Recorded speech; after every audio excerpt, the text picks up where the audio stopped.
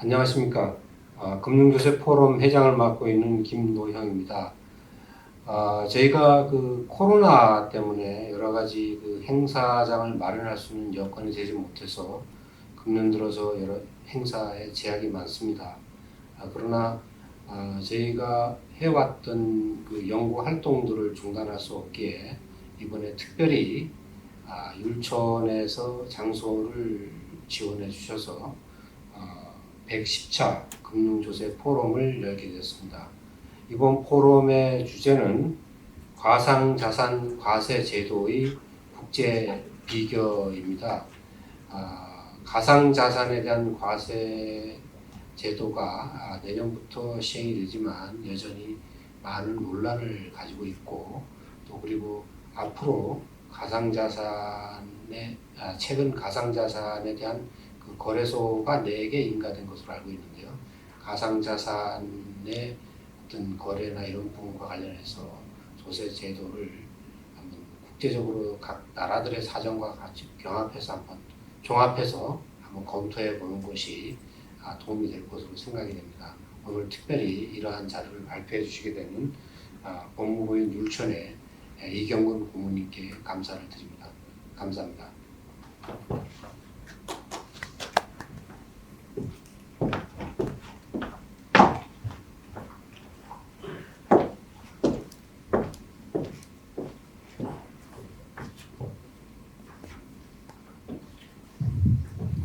안녕하십니까. 방금 소개받은 이경근입니다.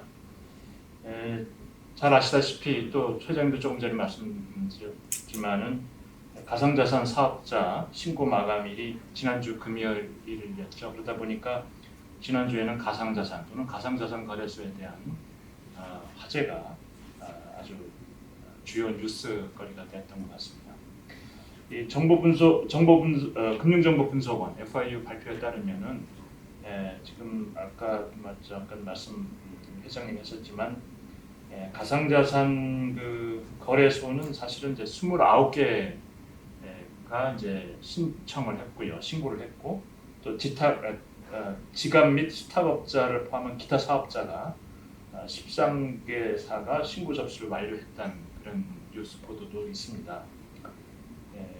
아까 업비트, 빗썸, 코인원, 코빗 4개 업체 여기는 이제 은행 실명 확인 계좌까지 획득을 해가지고 원화거래 지원이 가능한 그런 이제 서비스를 할 것으로 보이고 ISMS 인증만 부여한 나머지 25개 업체는 이제 코인 간 거래만 가능한 코인마켓 거래소로 신고를 완료했다고 합니다.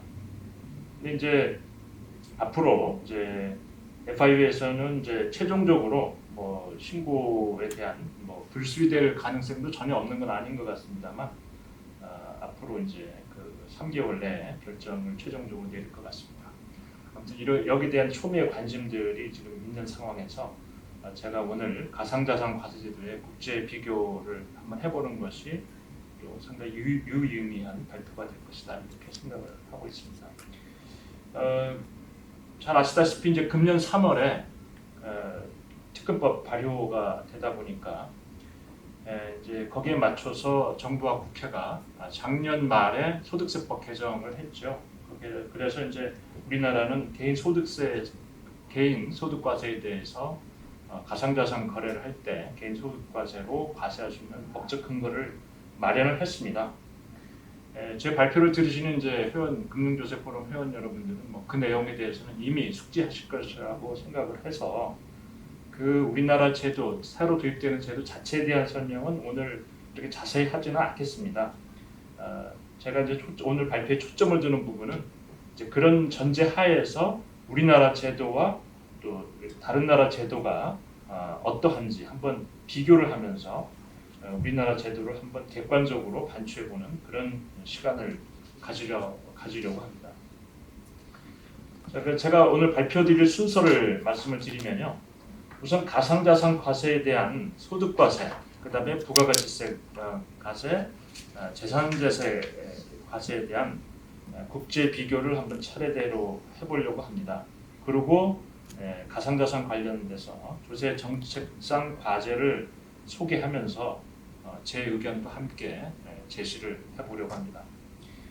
여기 적혀 있는 목차 내용을 보시면 아시겠지만 저희가 이제 오늘 발표를 통해서 하려고 하는 것은 이 가상자산 가세와 관련된 그 제반 이슈들을 좀 큰 틀에서 정리를 해가지고 이제 자연히 국제 비교를 하다 보면 큰 틀에서 정리가 되는데요. 그렇게 해서 제가 주안점을 두는 것은 이 그 향후에 조세 정책 당국자 또는 조세 전문가들이 이 가상자산 세제를 관련 세제를 발전시켜 나가는 데 있어서 고려해야 될 주요 꼭지들을 체계적으로 제시를 해본다 하는 생각에서 그런 생각을 가지면서 이 발표를 준비했다는 말씀을 첨언해드리고 싶습니다. 자, 이제 본격적으로 발표를 시작하겠습니다. 먼저 이제 제가 이 주요 내용을 발표드리기 전에 먼저 소개해드릴 게 있는데요. 근데 이 내용은 뭐냐면 그 OECD가 작년 10월에 발간한 보고서입니다. Taxing Virtual Currency라는 제목의 보고서인데요.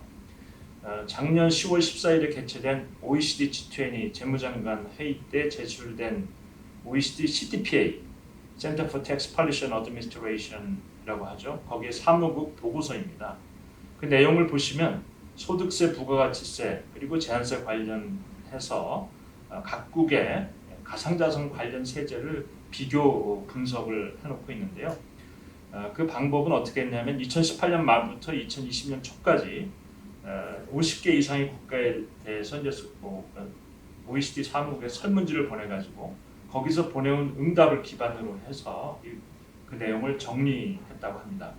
그래서 제가 오늘 발표한 것은 이 보고서에서 정리된 세목별 과세 방식별 국제 비교 내용을 한편 소개하는 한편 우리나라가 최근 도입된 과세제도 사실 요 내용은 여기에 반영이 안 돼 있죠. 이 보고서에 시기적으로 이게 그 보고서가 나온 뒤로 확정이 된 거기 때문에요.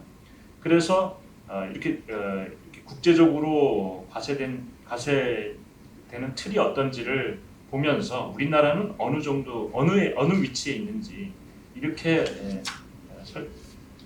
비교를 해봄으로써 우리나라 세제를 객관적으로 한번 평가해보고자 한다 이렇게 말씀드릴 수 있겠습니다. 지금 여기서 이 장표는 조금 전에 소개해드렸던 Taxing Virtual Currency라는 보고서의 목차를 한 눈에 볼 수 있도록 컷 앤 페이스트 한 겁니다. 관심 있는 분들은 나중에 이 보고서를 한번 천천히 살펴봐 주시면 좋을 것 같습니다. 자, 우선 순서에 따라서 가상자산에 대한 소득과세 국제 비교에 대해서 말씀드리도록 하겠습니다. 우선 처음에 이제 생각해 볼 게 과세 목적상 가상자산의 정의에 대한 내용입니다. 이제 국제적으로 이 가상자산을 어떻게 보고 있느냐? 많은 국가가 인텐저블 에셋으로 보고 있습니다. 무형자산이죠. 그리고 또 적지 않은 국가가 금융 상품이나 금융 자산으로 보고 있고요. 또 이 선물 거래소 같은 데서 거래되는 커머더티 또는 버추얼 커머더티 이렇게 보는 예를 들어서 농산물이라든지 광물 이런 것도 선물 거래소에서 거래되죠. 그런 종류의 하나다라고 보는 거죠. 또 하나 시각은 이제 완전히 이건 커런시다, 즉 화폐다라고 보고 있는 그런 시각도 있는데요. 여기서 이제 벨기에라든지 코트디부아르, 이태리, 폴란드 이런 데서는 하나의 화폐로 보고 있다는 점이 좀 특징입니다. 일본의 경우에는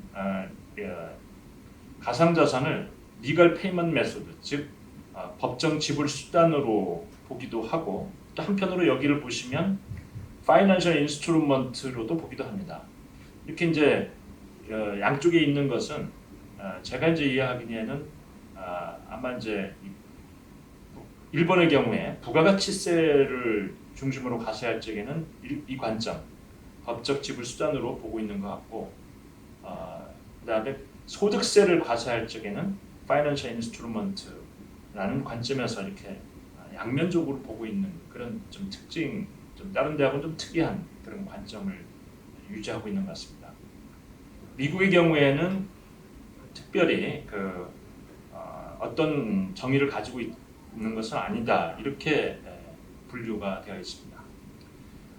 우리나라는 어떠냐? 우리나라는 이제 여기에 분류가 되어 있지는 않습니다. 우리가 이제 OECD의 이 보고서를 쓸 때 우리가 바로 그 응답 국가는 아니었던 것으로 보입니다. 이 보고서에 우리나라 내용이 조금 소개는 되는데 그것은 뭐냐면 우리나라 이제 그 신문이라든지 이런 데서 발표된 그런 내용들을 사무국에서 이걸 정리를 하면서 참고적인 내용으로 좀 포함시킨 건 있지만 설문에 직접 참여를 안 해가지고 우리나라 내용은 상당히 많은 부분에 있어서 우리나라가 빠져 있습니다. 아무튼 우리나라의 그 제도와 비교를 해본다면 작년에 기재부에서 세법 개정 요강을 발표를 7월 22일 날 했는데 작년에 이제 세법 개정되기 전에 기재부에서 발표한 그 개정 요강 발표를 하면서 발행한 보도 자료에 보시면 이걸 왜 가상자산을 왜 무형자산으로 받는지에 대한 근거를 문답 자료에 밝히고 있는데요. 그것은 이제 첫째 국제회계 기준을 참고했다. 또한 그 현행 소득세 과세 체계 이런 걸 종합적으로 감안해서 기타 소득으로 분류했다. 이렇게 설명을 하고 있습니다. 그러니까 이제 국제회계 기준 해석위원회에서 과거에 2019년 6월에 제시한 가이드라인에 보면은 가상자산을 통상적인 영업활동 차원에서 판매 목적으로 보유한다면 재고자산으로 그렇게 회계 처리를 하고 그렇지 않으면 무형자산으로 처리한다. 이렇게 가이드라인을 제시한 게 있는데 여기에 따라서 이제 우리나라에서는 가상자산을 무형자산으로 봤다는 거죠. 근데 현행 이제 우리나라 거주자들에 대한 그 소득세 과세를 어떻게 하고 있느냐 보면은 상표권 등 이런 무형자산에서 발생한 소득은 좀 기타 소득으로 보고 있기 때문에 그런 틀에서 지금 가상자산에서 발생하는 소득을 기타 소득으로 보았다. 이렇게 이제 설명을 하고 있습니다. 그런데 이제 참고로 말씀드리면 우리나라에서 이제 이게 무형자산으로 분류되기 때문에 기타 소득이다. 이제 이렇게 하고 있는데 이것이 뭐 우리나라에서는 이렇게 볼 수는 있겠습니다만 반드시 국제적으로 이렇게 확립된 그 기준이다 이렇게까지는 말할 수는 없을 것 같습니다. 왜냐하면 지금 영국 여기 나와 있는데 영국 같은 경우에는 가상자산을 지금 인텐저블 에셋으로 보고 있는 그런 나라로 분류되고 있습니다만 그럼 영국에서는 이걸 기타 소득으로 과세를 하고 있느냐? 그렇지는 않습니다. 뒤에 설명드리겠습니다만 경우에 따라 사업소득 또는 캐피탈 게인 즉 우리로 얘기한다면 양도소득으로 이렇게 과세하고 있는 것을 보면은 반드시 이걸 무형자산으로 했다고 해서 이걸 기타 소득으로 분류해야만 하는 그런 어떤 논리적인 필연성이 있는 것은 아닌 것으로 보인다 이렇게 말씀드릴 수 있겠습니다. 그 다음에 설명드릴